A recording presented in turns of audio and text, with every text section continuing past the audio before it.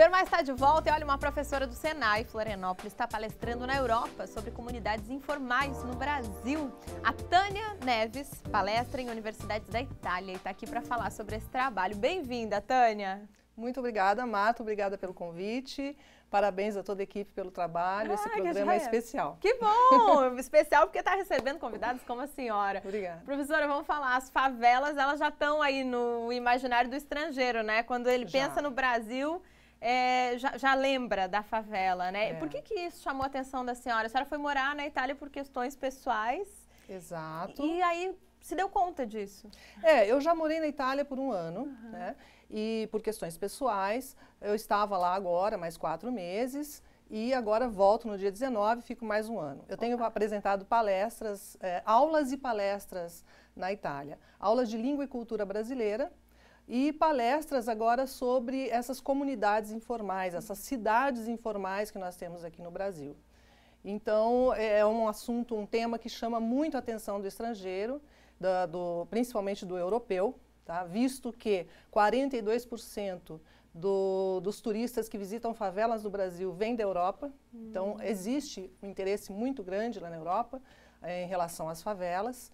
Não que não exista favela em outros lugares do mundo, existem, mas as nossas, elas têm uma particularidade, né?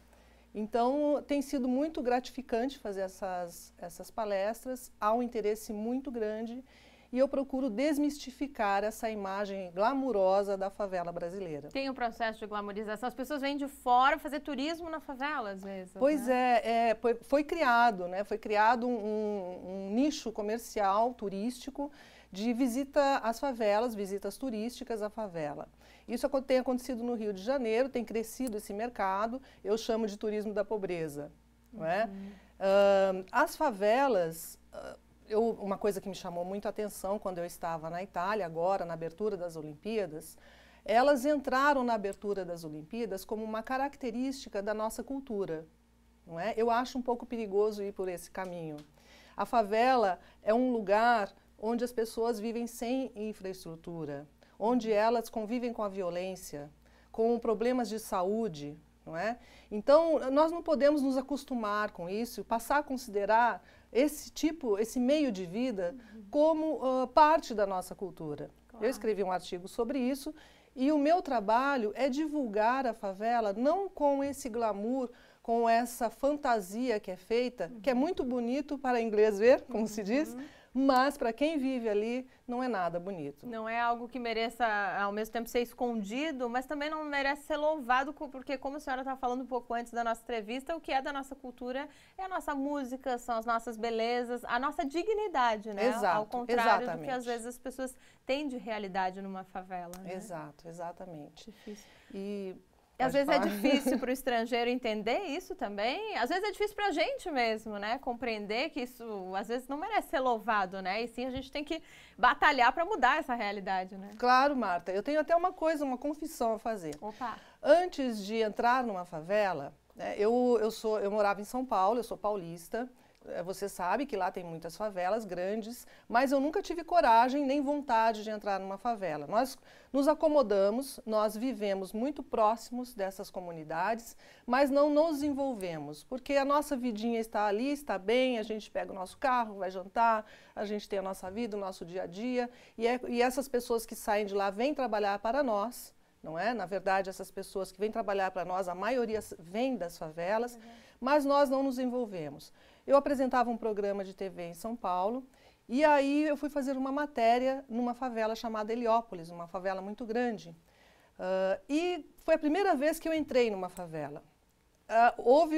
Ali eu tive vários sentimentos, mas eu me emocionei muito, porque a gente pensa na favela como um lugar de bandidos. É também, mas não é só. Não é? Ali existem muitas pessoas trabalhadoras que têm muita dificuldade de sair daquela situação, elas precisam de ajuda. Eu não sou a favor do coitadismo, eu mesma sou filha de faxineiro, meu pai era faxineiro do Senai, hoje eu sou professora no Senai, não é? A minha mãe era sacoleira, se chama sacoleira, aquela que comprava roupas e vendia para as amigas. Então eu vim de uma família muito pobre. Estudei sempre em escola pública, eram as escolas naquela época, faz um pouquinho de tempo, tinham uma boa qualidade. E eu entrei direto na faculdade. Então eu batalhei, por isso eu não acredito no coitadismo. Também depende de cada um de nós. Claro. Não é?